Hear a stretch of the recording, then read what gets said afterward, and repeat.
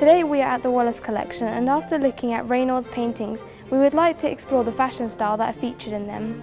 We are now going to be hearing from the Head of Education, who will tell us about fashion in the 18th century.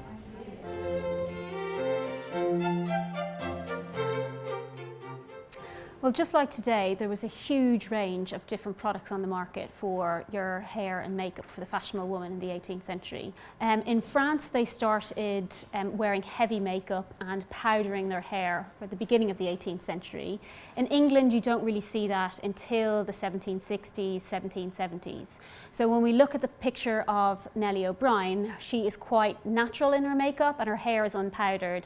But if we look at the pictures of Mrs. Robinson or Mrs. Carnac that Reynolds painted about a decade later, their hair is heavily powdered and they're actually wearing quite a lot of makeup.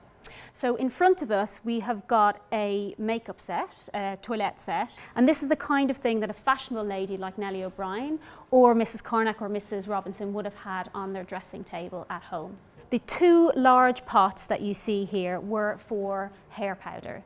The best powder was made from wheat starch, and that's why on both of these pots at the top you see a sheaf of wheat, which indicates what was in these particular pots. This is a clothes brush that you would have brushed your clothes down with, and this smaller brush here would have dusted hair powder from your shoulders.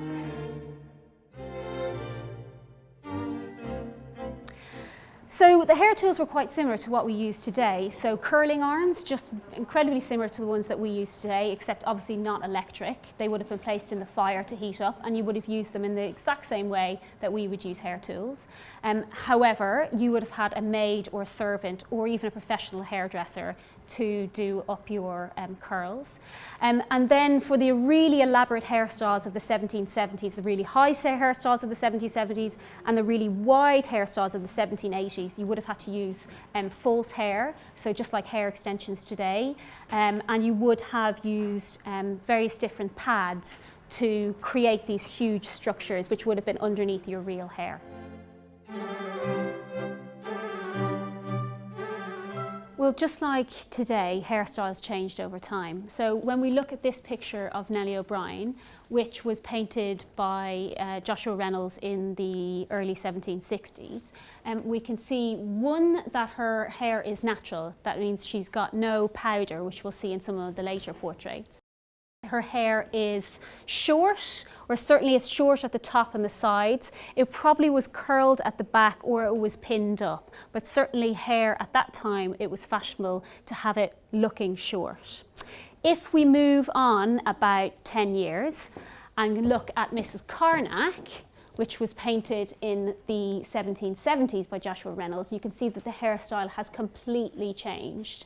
One, it is huge, really, really high, and hair started to get taller and taller in the 1760s, and by the 1770s it was really, really tall. You can see in Mrs. Carnac, her hair has also been decorated by ostrich feathers, and that was incredibly fashionable in the 1770s. Well, again, let's start and look at the portrait of Nellie O'Brien, because it's the earliest portrait in the room.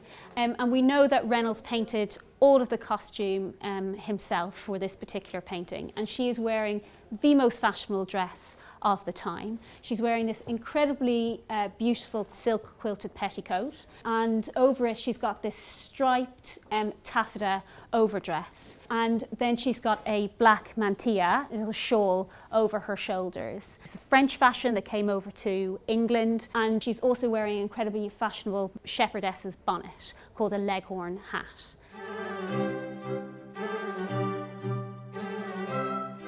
Well, standards of beauty were pretty homogenous in the 18th century. The ideal beauty had to have an oval rather than a round face, a pale complexion, a straight nose, and a small mouth, generally with the lower lip being slightly larger to create a kind of a rosebud effect. And we can see that Reynolds is showing this kind of standard ideal beauty in his portrait of Mrs. Robinson, the very pale skin with the rosy cheeks. She's also wearing this black ribbon around her neck, which highlights the whiteness of her skin.